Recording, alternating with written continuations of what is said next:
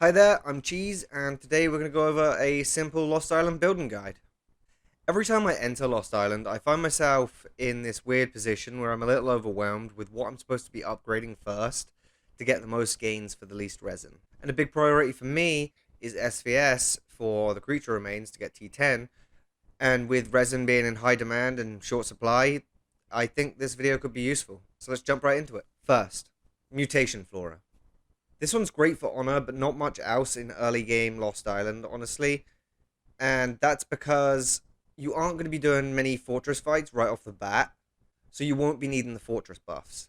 But it is super cheap on resin and great for gaining points on build day. Second, queen level. The queen is great for this because not only does it give, excellent points and lots of honor, it's super cheap and the buffs are broadly applied. This means that they're not just going to be useful for fortresses, but also for hitting Season 11 nodes and higher level insect. Third, Pro Rally Center. The Pro Rally Center is going to be important for the same reason that the Queen level is. It gives broad spectrum buffs, and it gives pretty good honor, as well as excellent points on build day. It actually gives better percentage boosts compared to Queen level on your broad spectrum troops. So this is sort of a mashup between between the last two, depending on what your priorities are. But I think the Queen level is cheaper. Fourth, main troop nest. So by this, I mean if you're a shooter main, guard main, carrier main, you're going to be wanting to focus on whatever your main is.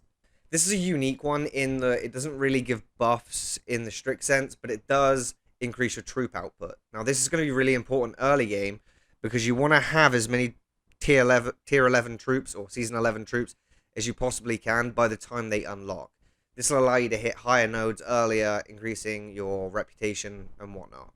And with everyday's SVS counting season collection ants as well, this will help your overall SVS score throughout the entire event. And it's pretty good for honor and build day points. Fifth, Evo Fungi.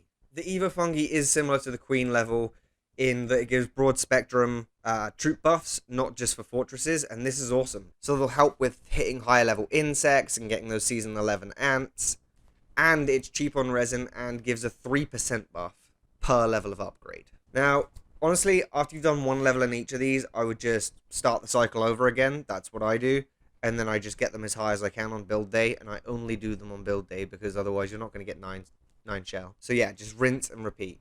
Honorable mentions. If you're shooter main, this is going to be super important for you. If you're not shooter main, then maybe it's important. Shooters are by design glass cannons. They don't have much health and they don't have much defense. So getting those two stats up is really important for PvP and even just getting season 11 ants, because hitting them causes your troops to be injured. Same thing with geckos. Collecting these injured troops constantly is a resource drain, and you want to reduce that as much as possible. So my first honorable mention is Special Ant Habitat. You're going to want the additional health stat as a shooter main, even for season ants. Having them not die so easily is going to reduce your overall resource usage, and that is going to help you last longer throughout the season. It's very difficult to keep resources for the entire 45 days and not run out so that you're grinding insects every day.